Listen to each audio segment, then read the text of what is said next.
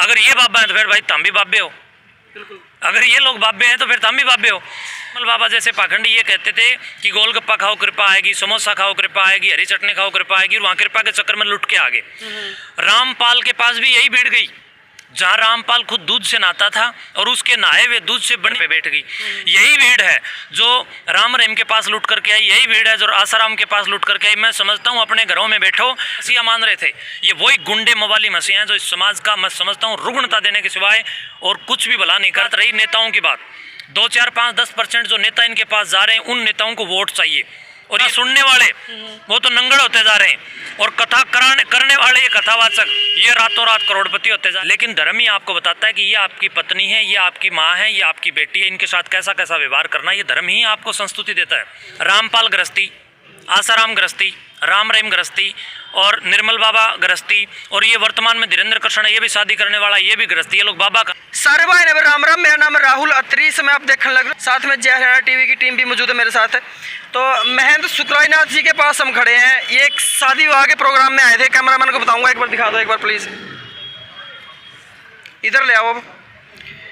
सबसे पहले आपका स्वागत है मिस्टर राहुल अत्री यूट्यूब चैनल पे और जय हरियाणा टीवी पे। आपके यूट्यूब चैनल का भी हृदय से अभिनंदन, आपका भी शुभकामनाएं के साथ अभिनंदन। अच्छा, माफ़ी चाहेंगे आपको थोड़ा शादी की विवाह के हमने डिस्टर्ब किया। तो शुक्लानाथ जी, एक बहुत बड़ा मुद्दा चला हुआ पूरे भारत के अंदर कि सनातन के ऊपर उंगलियां उठ रही हैं, और बागेश्वर धाम वाले धीरेन्द्र शास्त्री के ऊपर भी कुछ लोग उंगलियां उठा रहे हैं कि ये मतलब और धर्मों में से हिंदू धर्म को ज़्यादा अपनवा रहा है। तो इसके ऊपर आपके क्या विचार हैं?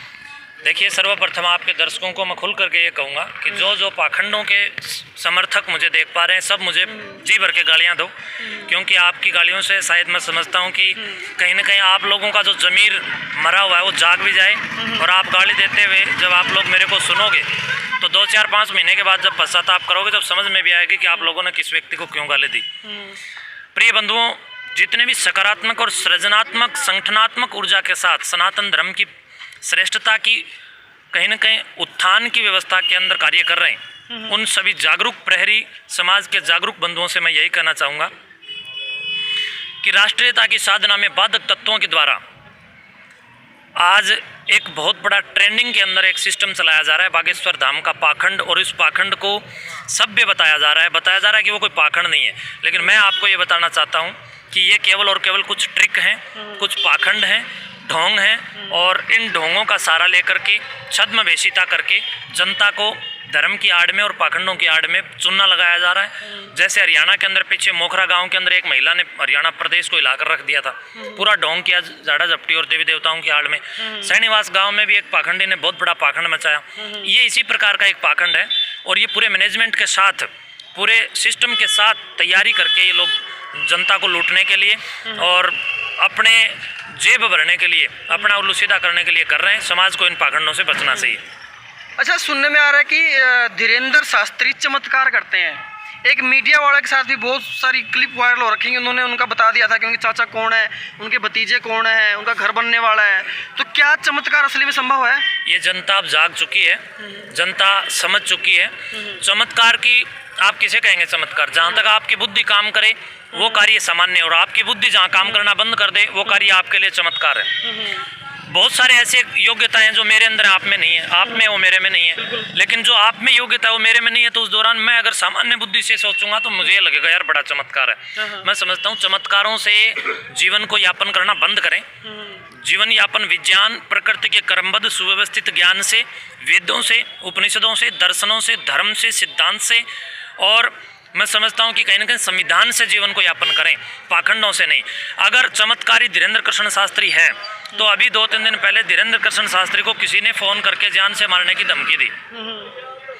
धीरेन्द्र कृष्ण एंड पार्टी के द्वारा पुलिस के अंदर एक कंप्लेन दर्ज करवाई गई, पुलिस की शरण में वो लोग गए और उन्होंने कहा कि अज्ञात व्यक्ति ने हमें जान से मारने की धमकी दी। तो जनता जनार्दन अब जान चुकी है, जनता समझे कि जब धीरेन्द्र कृष्ण औरों का पर्चा बनाता है, धीरेन्द्र कृष्ण को जिन लोगों ने धमकी दी क्या उनका पर्चा नहीं बना सकता था? क्यों नहीं पुलिस को बता देता कि फला फला व्यक्ति फला जगह बैठा है और ये उसका नाम पता एड्रेस है जिसने मुझे जान से मारने की धमकी दी है, जाओ और पकड़ के ले आओ। पुलिस अब इतने दिन से कोशिश कर रही है, वीरेंद्र कृष्ण शास्त्री अपने दुश्मनों का पर्चा नहीं बना पा रहा। ये सामान्य बुद्धि के लोगों को लूटने का एक षड्यंत्र है। और मैं समझता हूँ ये देश जब जब पाखंडों में पड़ा है, आप देखें सोमनाथ मंदिर का इतिहास पढ़ें तो अतीत के अंदर सोमनाथ मंदिर इन्हीं पाखंडों की वजह से, इन्हीं धार्मिक पाखंडों की वजह से लूटा गया। और ये पाखंड केवल और केवल सनातन धर्म के लोग नहीं कर रहे हैं, बल्कि ये पाखंड ईसाइयों के अंदर चंगाई सभाओं के नाम पर ईसाई पादरियों के द्वारा भी, पास्टरों के द्वारा भी किए जा रहे हैं। मुसलमानों में मदरसों की आड़ में मुस्लिम मौलानाओं के द्वारा भी ये पाखंड किए जा रहे हैं। सनातन के अंदर कुछ तथा कथित कथावाचकों के द्वारा देवत्व की आड़ में, हिंदुत्व की आड़ में, सनातन की आड़ में ढोंग और गंध मचा करके इन लोगों ने रखी है। इन सब पर कानूनी कार्रवाई होनी चाहिए। सरकार को चाहिए कि जल्दी पूरे देश के अंदर काले कानूनों के खिलाफ, काले जादू के खिलाफ, जिस प्रकार काले कानून के खिलाफ कानून बनाया, लोगों ने उठ करके एक आंदोलन किया और वो कानून रद्द हुए, उसी प्रकार एक आज बड़े आंदोलन की आवश्यकता है जो काले जादू, पुच्छापत्री, टोना टोटका, तंत्र मंत्र, तांत्रिकों का पाखंड, कथावाचकों का पाखंड या अनन्य पादरियों का, मौलानाओं का, जितने भी पाखंड चले हुए सब धराशायी हों। और मैं समझता हूँ कोई चमत्कारी नहीं, सब की सब बीमारी है।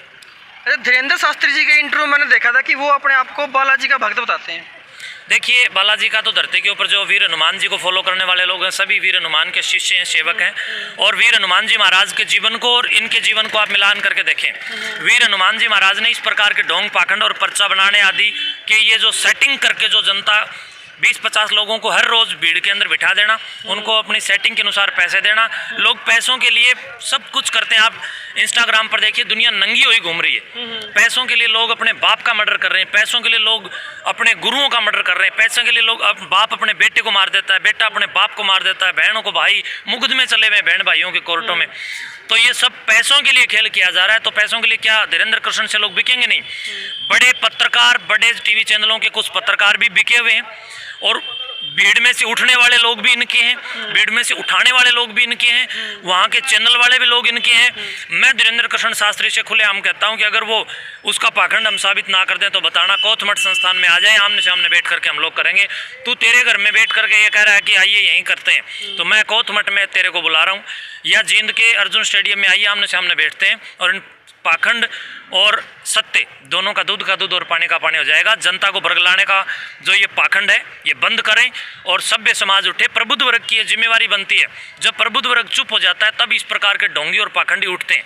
वर्तमान में भारत का दुर्भाग्य मानता हूँ कि हर 2-4-5 महीने में एक पाखंडी धर्म की आड़ में खड़ा हो जाता है और देश को लूट करके चला जाता है। या लंबे समय तक देखो ना, ये वही भीड़ है जो आज धीरेंद्र कृष्ण के पास जा रही है, जो पहले निर्मल बाबा के पास गई और निर्मल बाबा जैसे पाखंडी ये कहते थे कि गोलगप्पा खाओ कृपा आएगी, समोसा खाओ कृपा आएगी, हरी चटनी खाओ कृपा आएगी, और वहाँ कृपा के चक्कर में लुट के आगे। रामपाल के पास भी यही भीड़ गई, जहाँ रामपाल खुद दूध से नहाता था और उसके नहाए हुए दूध से बनी हुई खीर को खा के अब ये जनता घर पे बैठ गई।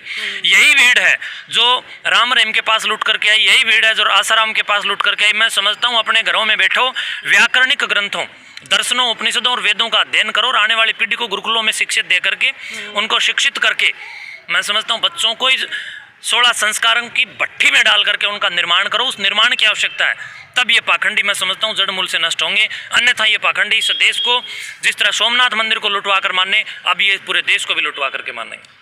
लेकिन बड़ी बड़ी मुट्ठी अंग्रेज भारत में आई इन पाखंडियों की वजह से कब्जा करके, एक मुट्ठी मुगल तुगल चुगल इस भारत में आए और इस देश को लूटा। मुसलमानों का राज यहाँ पर 786 साल तक इन बदमाशों का, इन आक्रांताओं का रहा। एक एक मुट्ठी लोग आए भारत के अंदर राज करके चले गए। इसके पीछे कारण ये था कि यहाँ अंध भक्त बड़े स्तर पर थे, पाखंडों को स्वीकार करने वाले लोग बड़े स्तर पर थे। इन लोगों को बेवकूफ़ बना करके इनके ऊपर राज करके वो लोग चले गए। लोग तो ये बोल रहे हैं कि ये एक मसीहा है और हिंदुत्व, इन्हें सनातन धर्म को जगाने आया है।